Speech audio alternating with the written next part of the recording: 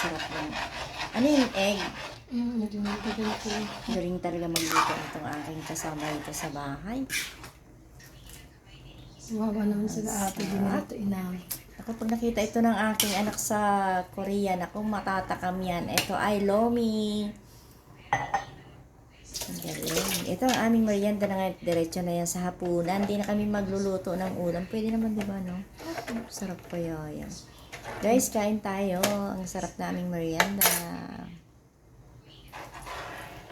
Nagutom tuloy ako bigla. Tapos yan, ano yan, gatas? Gata? Ay, gatas. Slurry to tita. Ha?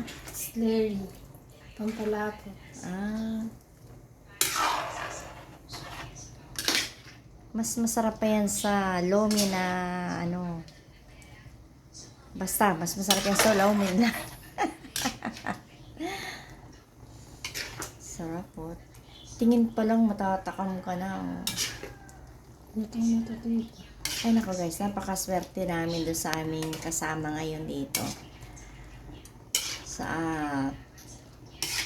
aming girl na ano, napakasipag. Napakagaling magluto. Ang sarap magluto.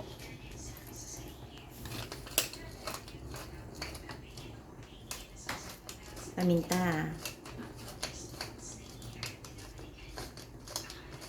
Bilis mo naman. Kanina lang inihiwa-hiwa mo lang yan. Pinakulaan ko na po kasi yung sahog niya. Hmm. Kasi yun din yung sabaw niya. Para masarap. Pwede ka talaga magnegosyo ng ano, restaurant. So, kain na tayo tita. So, may ganyan. No, basta kahit saan ka dalhin, magkakaroon ka ng magbala ka ng negosyo, pwedeng-pwede. Kahit saan ka makarating, no? Kasi ang dami mong alam na luto. Ang galing-galing. Yung mga luto na hindi ko alam. Sa kanya ko nakikita. Wow! Ang gulay. Nga lang, makalat katapos. Okay lang.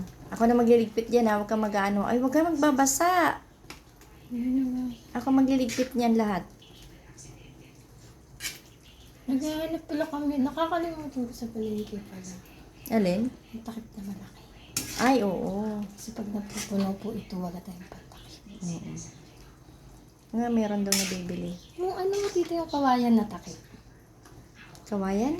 Yung kawayan po. Ay, oo, meron ganun, oo. Para sumisingaw yung ano, no? Gusto ko lang yung takip. Maganda yun. Native, no? Tsaka hindi yun masisira. Oo. Hindi ka kagawangan. Meron daw, may nakita ka doon? Nagtitingin nga po ako ng ganun sa palengke. Siguro, makita ka na yun sa Shopee. Kaya na tayo. Wow, sarap. Karamdam tuloy agad ako ng gutom. Ayan po ang aming lomi, ang aming merienda. Ngayon lang kami kain ng mga ganyang mga lutuin nang dumating siya rito at nakasama namin dito sa bahay. Pero pag umuwi yan, wala kami mga ganyan. Pag nandito lang siya. Bye, kain muna tayo.